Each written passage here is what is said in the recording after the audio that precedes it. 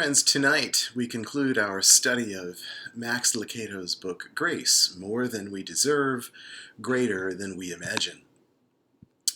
Since the opening pages, his premise has been this: grace calls us to change and then gives us the power to pull it off. Grace requires that you and I understand ourselves as the sinners we are, God's children, yes, but his rebellious children nonetheless. Grace is not earned, it is received. It takes faith. And even that faith is a gift from God. Well, once we accept God's grace, we also accept something else, the responsibility for sharing it.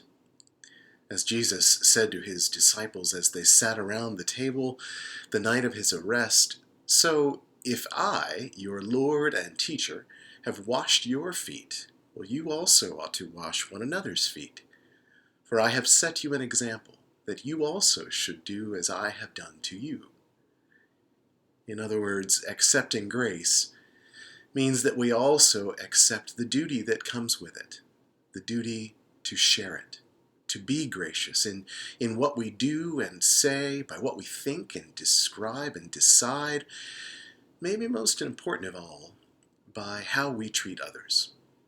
Not with judgment or condemnation, but with love that goes beyond mercy to forgiveness, as hard as sometimes that can be.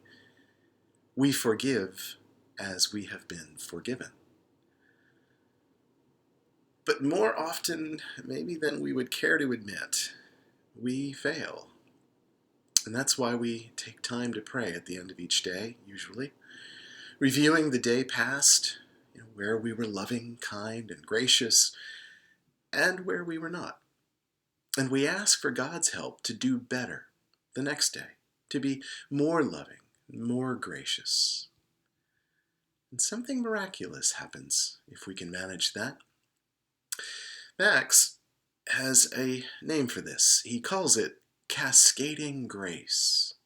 Now, if you've ever set up dominoes so that one falls to the next one and that one tips over the next one and so on and so on and so on, well, then you get the idea how this works. Our moments of graciousness are never wasted, and they're never isolated either. They are repeated and amplified in the lives of those to whom we are gracious. As Max says on page 112, the grace given, that's us, give grace to others. The grace given, give grace. Well, when that happens, hearts are changed, ours and those whose lives we touch with God's grace. In chapter 11, Max takes this even further. I would like to read to you from page 121. If you have your books with you, I encourage you to open up to page 121. And there you will find in the third paragraph this. Max says, to accept God's grace is to accept God's offer to be adopted into his family. And then he goes on to say, your identity is not in your possessions, talents, tattoos, kudos, or accomplishments, nor are you defined by your divorce, deficiencies, debt, or dumb choices. You are God's child. You get to call him Papa. You may approach God with freedom and confidence, as the letter to the Ephesians says. You receive the blessings of his special love and provision, and you will inherit the riches of Christ and reign with him forever, as Paul writes in Romans. And then Max goes on to say this. The adoption is horizontal as well as vertical. You are included in God's forever family. Dividing walls of hostility are broken down, and community is created on the basis of a common Father. Instant family, worldwide. Well, friends, that horizontal family that he speaks of is exactly what we are here at SSPC. We are sinners. We are God's children, who have been forgiven, and we have all received his grace in Jesus Christ.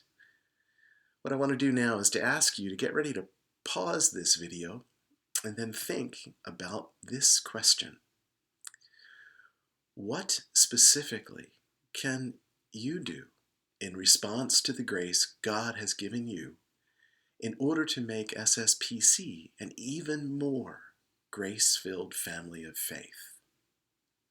And second, to whom can I be more gracious?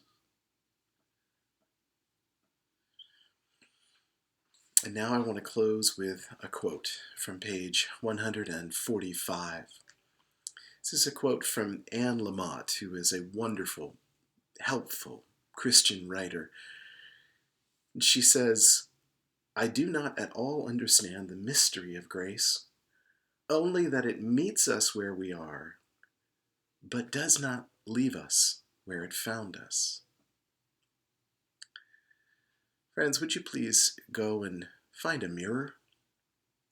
Take a moment in front of that mirror to look at yourself and reflect on where you've been as a person, a husband or wife, a parent or a child, as a friend, a boss, an employee, a committee member, an elder or deacon.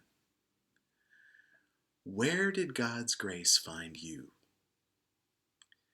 And where has God's grace brought you? And finally this, where can God's grace take you next? Friends, thank you. I look forward to discussing this with you further on Zoom on Wednesday evening. Be well, and God bless you.